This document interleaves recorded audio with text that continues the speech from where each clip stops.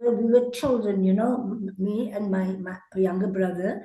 And then, of course, my father's eldest brother, Ernest, he was working as a child psychologist at Porter Reformatory. And I remember my uncle, Ernest, he was exposing a lot of the abuse that was going on at this institution from the people classified white, the instructors, towards the boys who were at this institution.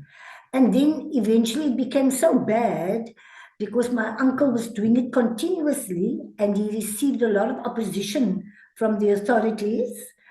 And again, it was a really racially engaged, because they were people of color at the institution. And so eventually my uncle was sent, he was deported from South Africa. And so my father was also trying to explain to us why he had to go, because, I mean, as I said, we were so young, so we didn't quite understand and conceptualize the immensity of this apartheid system. You understand? But those were the early seeds that were sown. And also when we started attending high school in Cape Town, Casey, that was also the school that shaped us even more politically, because all the educators at the time, including the principal, they were extremely progressive. And I remember Mr. Ritchie always used to tell us at all the assemblies that we only have teachers at the school, only learners at the school. There is no mention of color, because we were working towards a non-racial society. Those were the sort of instructions that we got from our principal and from the educators.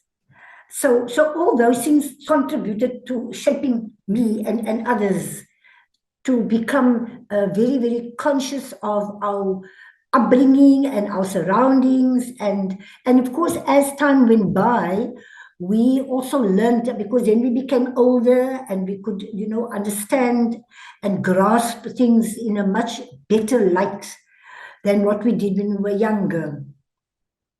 So when I then started studying at the University of Cape Town, I remember my two brothers and I, we all had to get special permission from the government, because University of Cape Town was only for people classified white.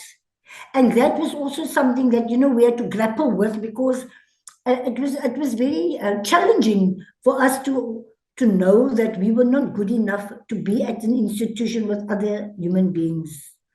So, and then I'll never forget that during the 80s, during the height of the struggle, I was studying music at the College of Music, which is part of the University of Cape Town. And because I was very radical, and I had all these seeds of human rights sown from an early age, I, together with some other students, wanted to take part in the student boycott. There was a boycott on main campus. And a few of us, students of color at the College of Music, we were also very much discriminated against by the so-called white students. We were not allowed to sit together. We were in the same lecture room, but we had to sit apart.